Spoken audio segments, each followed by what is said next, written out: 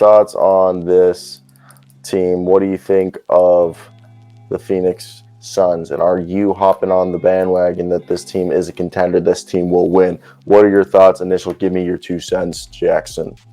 They're definitely the best team in the West right now. Definitely. You do have Denver. I think Denver's the only team right now that looks like they can give them a run for their money. The whole Andrew Wiggins, some shit must be really going on in his life right now. Once he comes back, because Golden State was just catching fire, but when you lose to the Lakers without LeBron, that one hurts. Phoenix is the best team.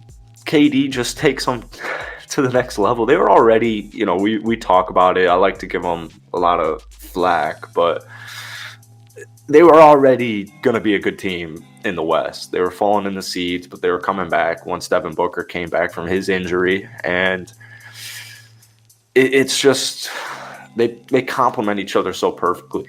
And you have 2 guys who can give you 40 every single night. I love DeAndre Ayton. Chris Paul, you don't need too much from Chris Paul anymore.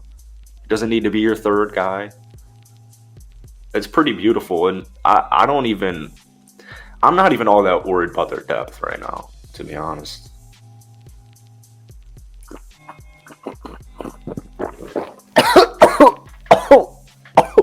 I was trying to slurp. Oh, God. That went down wrong. I was trying to be really funny and slurp my coffee to be pretentious, and then I just choked on it. But what I was going to say is the fact that this is a team that, you said it best, Chris Paul doesn't need to be the third option. Josh Okogie tonight, I think, 5 or 8 threes he shot? He couldn't hit one. But this is a team that the only concern is if Devin Booker or Kevin Durant were to get hurt. I'm not really too concerned. I think Chris Paul getting hurt would be more detrimental than if DeAndre Ayton gets hurt. I think Jock Landale and Bismack Biyombo are good enough. And you have, Cameron Payne's coming back, is starting to, be more efficient, settling back into his regular role. You got yourself over here as well as Damian Lee. Terrence Ross, I think he was out with an injury. It's kind of funny how they just got him. But I think Kevin Durant, Devin Booker, and the thing is it's opening up for everybody. The focus is less on Devin. The focus is less on, because you can't just prioritize one, because if you prioritize one, the other one's going to start cooking. And people are like, oh, Chris Paul's only averaging 11-11. Well, Chris Paul doesn't need to average anything more than 11-11. Definitely, yeah. One of their biggest issues heading into the break, and a big reason was because of Booker's injury for so long, was scoring. And not going to have much of an issue scoring anymore with KD out there.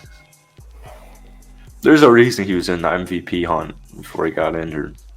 Yeah, and I do want to say the fact that this team, a lot of people were saying Monty Williams can't adjust in the playoffs. I'm not worried.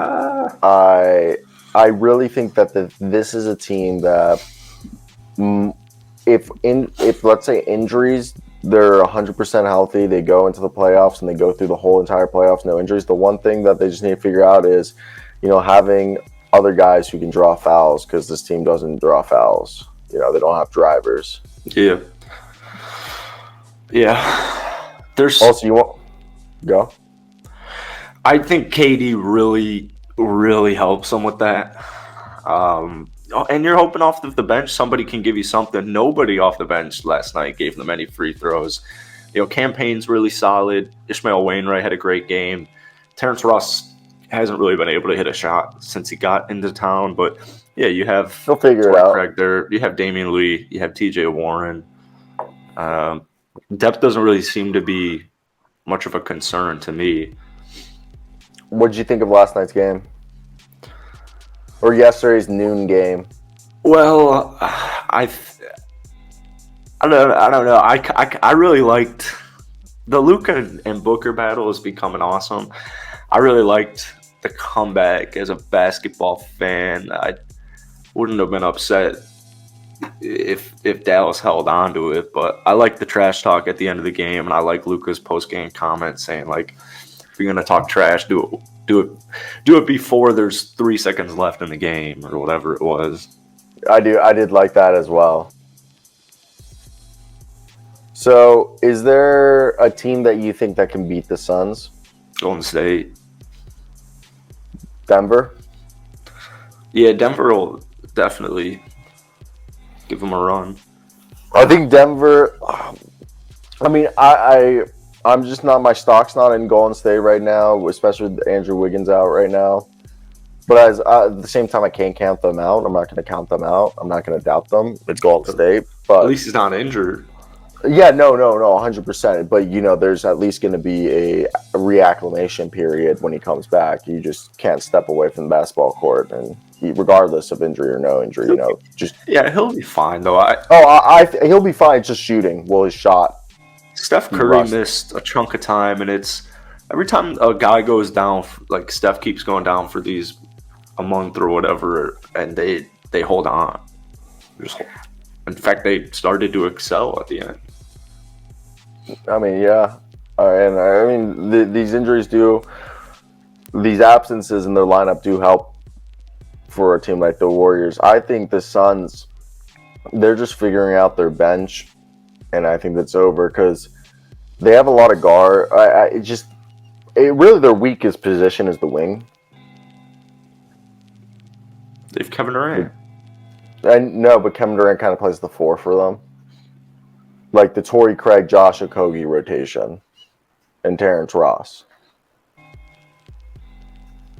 Does that make sense? It's fine.